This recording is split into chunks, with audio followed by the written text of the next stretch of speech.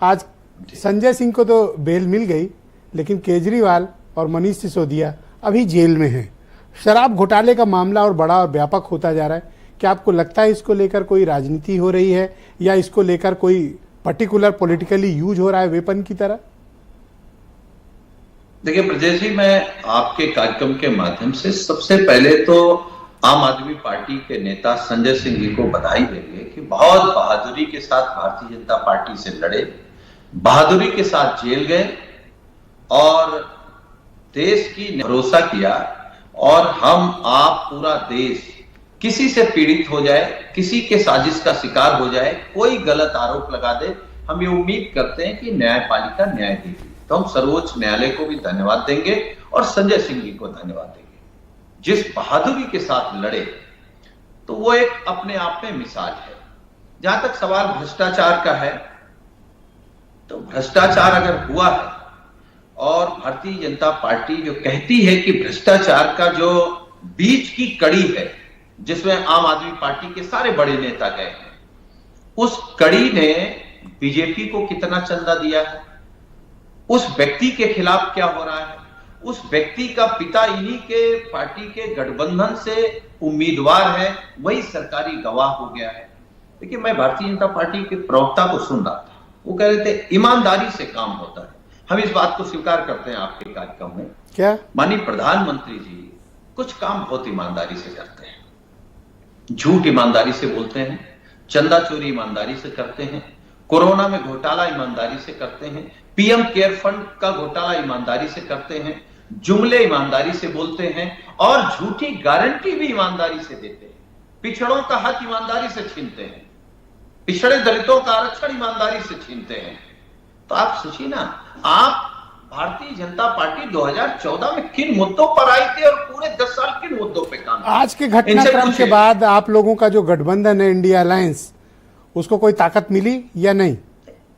सवाल ब्रजेश जी केवल इंडिया गठबंधन की ताकत का नहीं है, पूरे देश को एक नई दिशा मिली है, नई ऊर्जा मिली है, पूरे देश को भरोसा बढ़ा है कि जिस भारतीय जनता पार्टी को देश की सम्मानित जनता, देश का किसान, पिछड़ा, दलित, मुसलमान, अगड़ा, व्यापारी, महिलाएं सब मिलकर के इनको हराने जा रहे हैं, उनको एक भरोसा हुआ है कि ये कुछ भी कर लें, सरकारी संसाधनों पर कब्जा कर सकते हैं, लेकिन अभी न्यायपालिका है।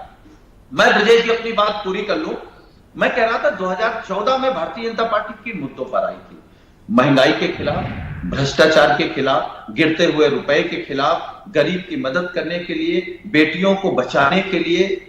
और आप काम क्या कर रहे हैं? मैं बीजेपी के प्रवक्ता को सुन रहा था, वो क्या कह रहे थे कि कांग्रेस की सरकार में अन्ना हजारे के आंदोलन में बैठे, केजरीवाल जी, संजय सिंह जी, सारे लोग उस आंदोलन में थे।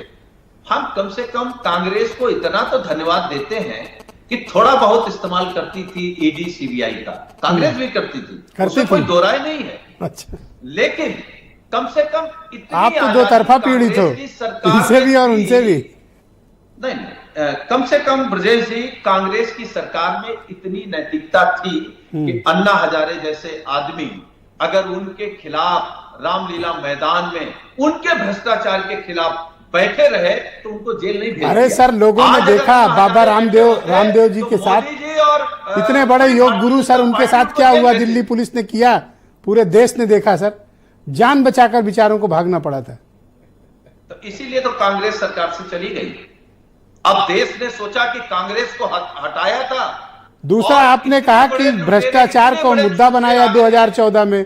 हाँ, मुद्दा बनाया, अब कार्रवाई कर रहे हैं सर, तो अब क्यों कह रहे हैं? एक बात और कहें, हाँ ठीक बात, जो कार्रवाई कर रहे हैं, जो ईडी को लेकर के कानून बना है, तो मैं इस बात को स्वीकार करता हूं। बीजेपी के प्रवक्ता को भी अच्छा लगेगा कि वो लोग कहते हैं कि हम दुनिया की सबसे बड़ी पार्टी है। हम स्वीकार करते हैं आप दुनिया की सबसे बड़ी पार्टी है, लेकिन उसके साथ साथ कुछ चीजें और स्वीकार कर लीजिए। आप दुनिया के सबसे बड़े भ्रष्टाचारियों को एक साथ लाने वाली पार्टी है, आप दुनिया के सबसे बड़े चंदा चोर हैं, आप दुनिया के सबसे बड़े जुमलेबाज हैं। और अरे अरुण राजभर डिबेट में आज आए हैं, इतने दिन के बाद मंत्री बन गए हैं, एक बधाई तो बनती है, इतना तो कर ही सकते हो, इतना तो कर ही सकते हो कि अरुण को बधाई दे दो। ब्रजेश जी, मैं एक बात हाँ बोलिए, मैं सुन रहा हूँ, बोलिए। पार्टी वो है जिन्होंने विपक्ष के नेताओं पर फर्जी मुकदमे लगाकर के उनको जेल भेजा। थैंक यू सर, थैंक लेकिन यू। याद रखिए भारतीय कंक्लूड जनता करें पार्टी प्लीज। के लोग, आपके नाम एक रिकॉर्ड और बनेगा। जब आप सरकार से हटेंगे तो आपने इतने भ्रष्टाचार कुकर्म किए हैं कि आपके भी कई नेता आजीवन जेल रहेंगे, आजीवन। अच्छा, ये अरुण राजभर आए हैं डिबेट में, मंत्री बन गए हैं, बधाई तो बनती है, दे तो सकते ही हो, कोई परेशानी है?